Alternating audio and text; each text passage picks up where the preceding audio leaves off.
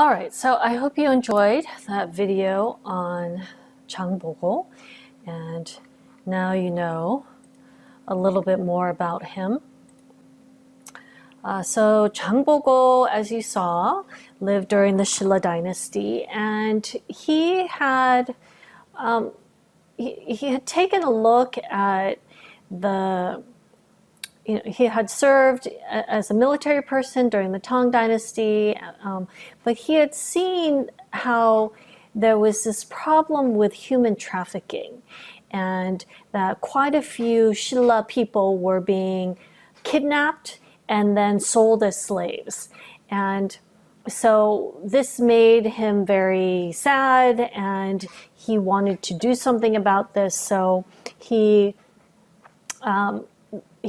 started taking over this triangular trade between Japan, Shilla, and Tang, and was able to get a hold on this human trafficking problem, but then also was able to monopolize the triangular trade, which also included communications and travel and whatnot. So he had his base down in Wando, and was able to accumulate a very impressive amount of wealth for himself.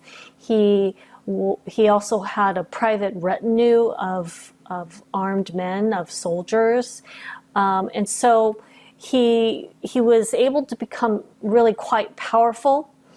But because of his birth, because he was not of high birth but of low birth, this prevented him from gaining high status or aristocratic status. And he, at some point, had kind of made a deal with the Shilla king.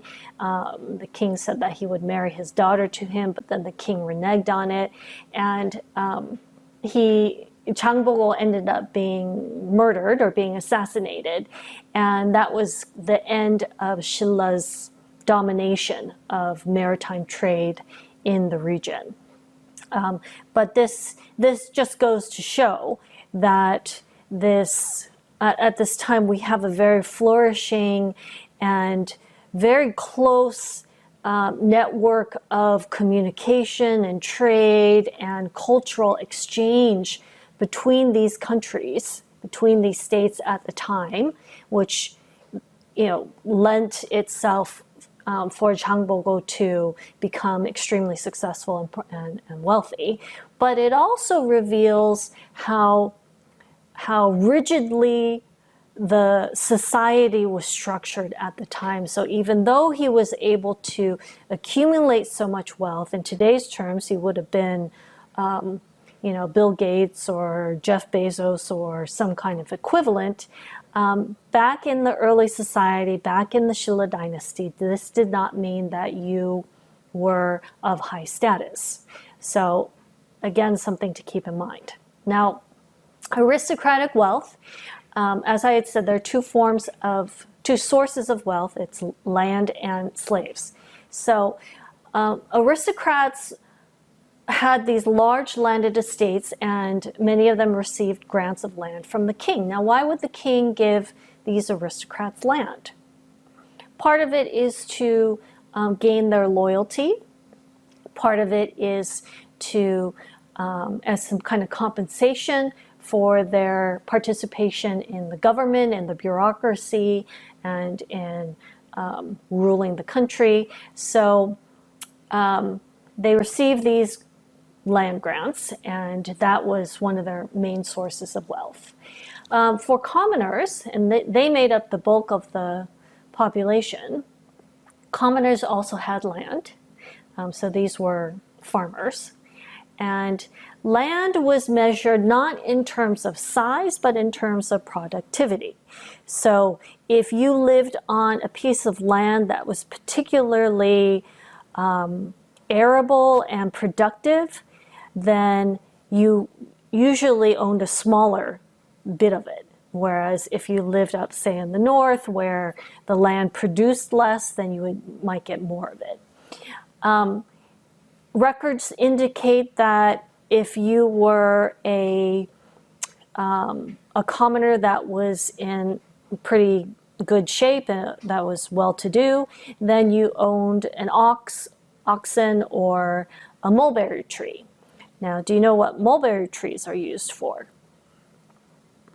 So in sericulture, which is the production of silkworms and silk, silkworms eat the leaves of mulberry trees.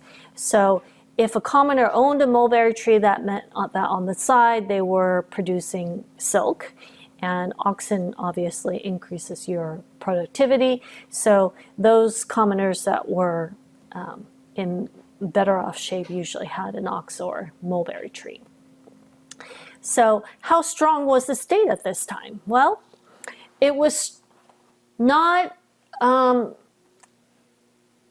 the level of the kind of modern states that we see today, where they're functioning down at the local level, but it was at least strong enough to tax people and to mobilize corvée labor. So corvée labor means when you recruit commoners for public works projects. So let's say a road has to be built, or a wall around a castle needs to be built. Well, then you recruit commoner men, able-bodied commoner men, and you make them build it.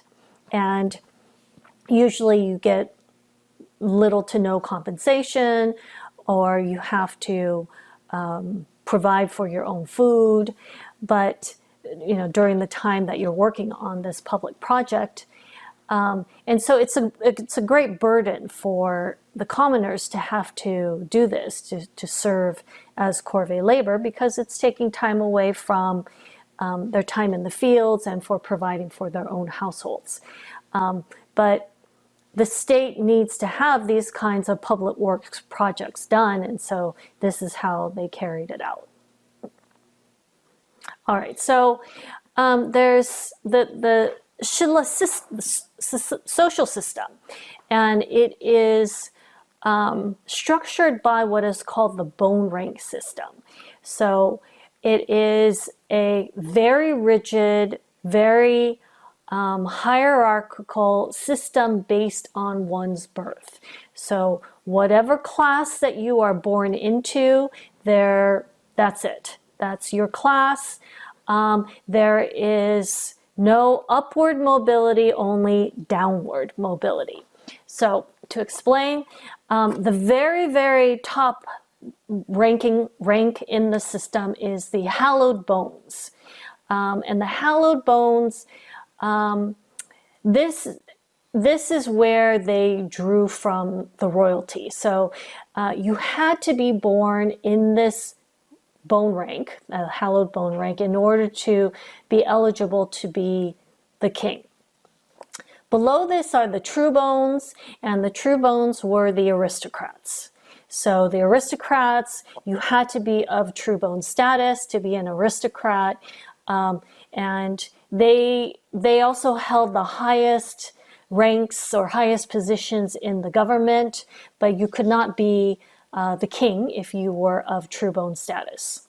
And then you have next the sixth head rank, and the sixth head rank, this was a class of people that occupied approximately the mid-level, and then the fifth head rank could rise up in the government up to the sixth head rank, or just below the sixth rank, and then the fourth head rank also. There isn't much record of the head ranks 1, 2, and 3, but given the numbering system, we assume that they existed.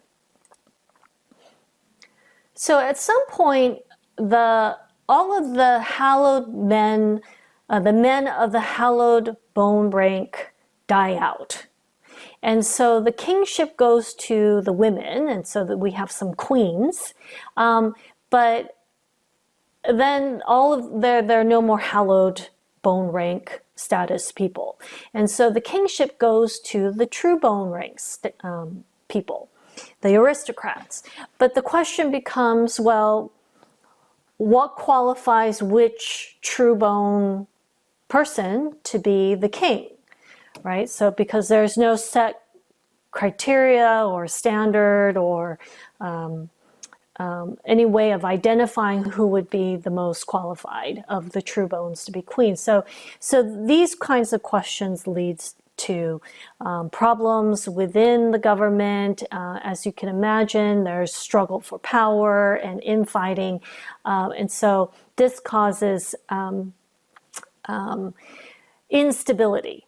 And by the time we get to the end of the Shilla dynasty, we have the bone rank system, which is just essentially collapsing, because we have now this confusion and instability within the government, and then these local strongmen out in the provinces and the other areas that begin to emerge and assert their power. So these local strongmen, they are generally local aristocrats. Many of them still felt strong ties to, for example, Baekje or to Goguryeo. And so they then, with their wealth, and then start to build up their own private armies. And then some of them even combine and collaborate with former aristocrats or aristocrats from this collapsing Shilla dynasty. So when you have the true bones who are fighting amongst themselves and trying to vie for power and vie for the kingship, well, eventually some of these people are going to be marginalized and excluded from political power. And those people become very disgruntled, and then they align themselves with these local strongmen, and then they form their own communities. And so we have these local communities or local strongmen throughout the region that are competing with each other for power. And amongst all of these local strongmen, there's one person named Wangan who emerges as the top guy. So what we have then is the collapse of the bone rank system, and what this finally allows for is some amount of social mobility, right? Because without this very strict system based on birth, now you can have some amount of social mobility. But we also see the re-emergence of military power as one of the most important sources of power. And so when we see this transition between Shilla and Goguryeo, we see that there's a restructuring of the social system. And this becomes significant when Goryeo is established in 918, because we have, as I said, a renewed emphasis on military strength and a rise of a new elite. So this new elite are these local strongmen and former true bones or aristocrats who had been marginalized from power. And we also have this renewed emphasis on military strength because of the rise of the Khitans in the north. So the Khitans, they had kind of been scattered and disorganized, but they then start to get it together, and as they coalesce, they form the Liao dynasty. And the formation of the Liao dynasty, this proves to be a threat. And so to protect their northern border, Goryeo has to divert resources to the military, and so we see a renewed emphasis on military power.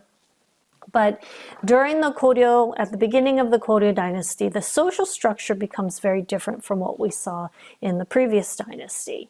So the orders now of the social structure correspond to one's political function.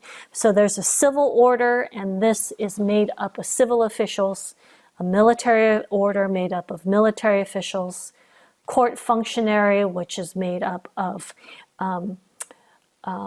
lower officials who are performing necessary functions and duties within the court. There's a soldiering order, so these are the soldiers. A clerical order, these are local clerks. And then we have peasants and the lowborn and slaves. So the differences with Shilla are that instead of your class being defined by your birth, it is now corresponding to your political function. So social status, although it is hereditary in principle, we do see a lot of upward social movement. And this is a first for Korea because this is nothing like we saw in the Shilla dynasty. So, and most of this upward social movement occurs with local clerks and soldiers. So let's say that a soldier proves to be very brave and valiant against battles against the Khitans. Well, then they are rewarded and they are able to move up from the soldiering order to the military official order. The same with clerks. Clerks who are very smart and study hard and they may pass, some exams, then they can move up into the civil order and become a civil official. So we do see quite a bit of upward movement. Now, the civil service examination, which is the primary way for these clerks to upgrade their status, the civil service examination increases in importance after the 11th century. Now, there are different types of examinations. There's a composition exam, which tests your knowledge of literary styles. There's a classics exam, which tests your knowledge of the Confucian classics. And there's a miscellaneous exam, which is more technically oriented. But then there are also these hyangni, or local functionaries. So they are down in the countryside, and they are like the local officials. And they become an increasing source of competition for civil officials because many of them are passing these civil service exams and then becoming civil officials. And so by the 1370s, by the end of the Koryo dynasty, we see the breakdown of the social order in Koryo. The land system is, it's not very exciting, but it is important to know just because this is one of the primary sources of wealth, not just through the Shilla dynasty, but throughout the Koryo dynasty and the Joseon dynasty. So we have public land, which is owned by the state, and the state collects taxes and harvests from this land. There's private land, which is given to officials, and there is privileged merit land. So those people who had helped Wangan establish the Koryo dynasty, they are given merit land and they are able to hold this land indefinitely. There's stipend land that is given to civil officials as a salary.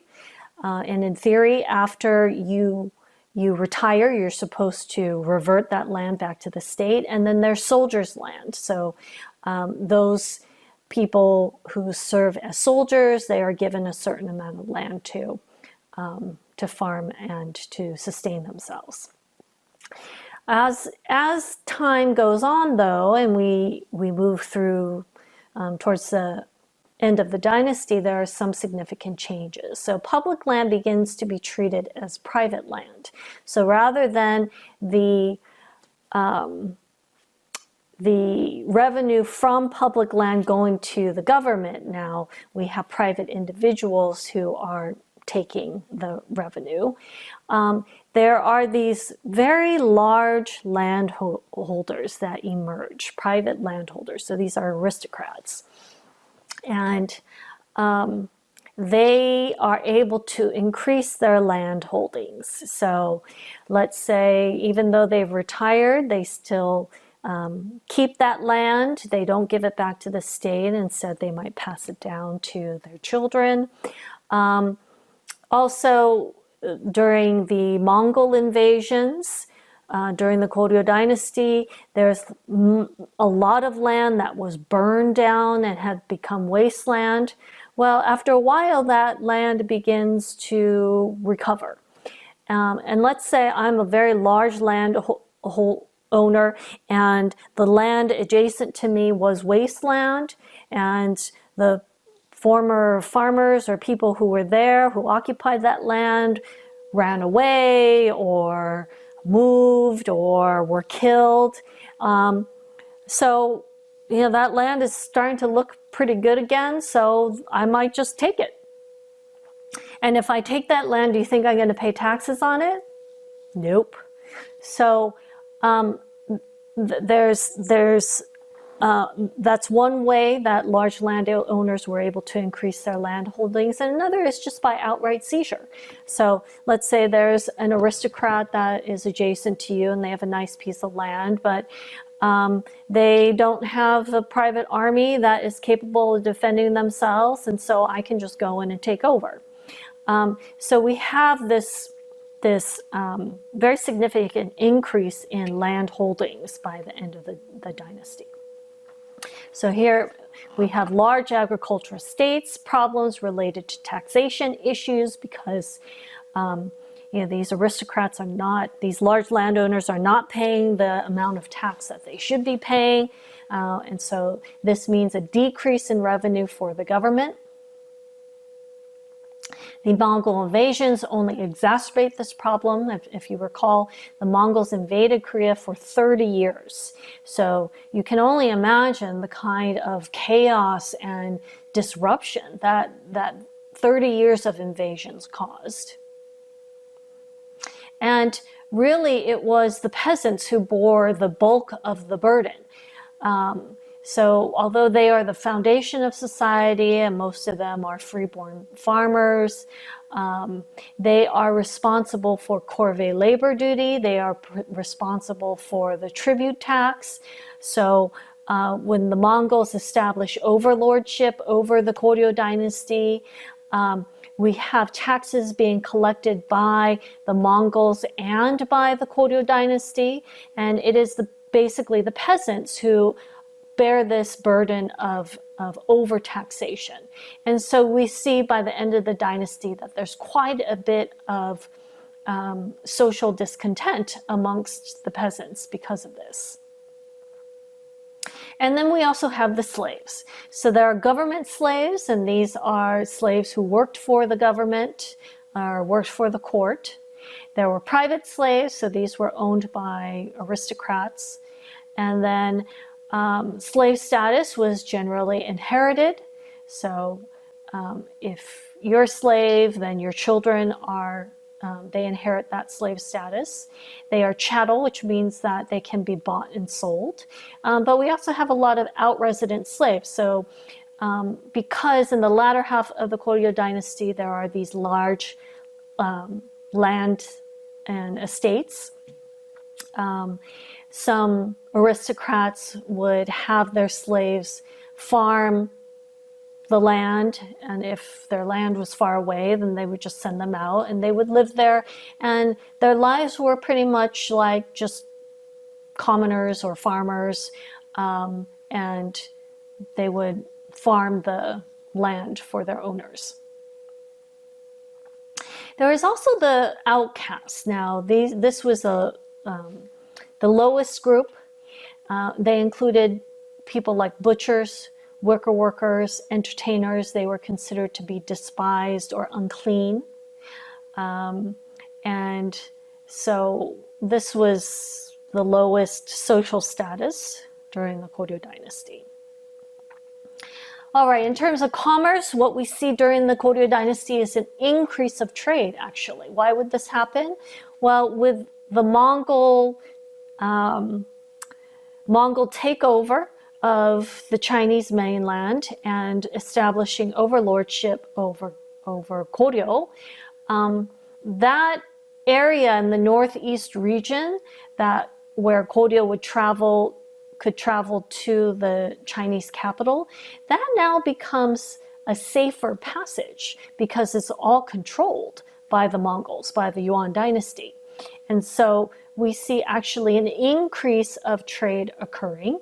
And the Yuan dynasty, which was pretty prosperous, there is a motivation for more trade. Once the Yuan dynasty was defeated by the Song dynasty, so we have the Song dynasty then take over, and this is towards Goryeo Song dynasty. We still also have, Silk Road trade and the flourishing of the economy and commercialization during the Song dynasty, and the Goryeo dynasty being rather close neighbor and also having amicable relations with the Song dynasty. We see continued exchange between the two countries. All right, so this ends our examination of early society and economy in Korea and the region. And we're going to look at and compare some of the similarities and the differences in the region as a whole in our discussion.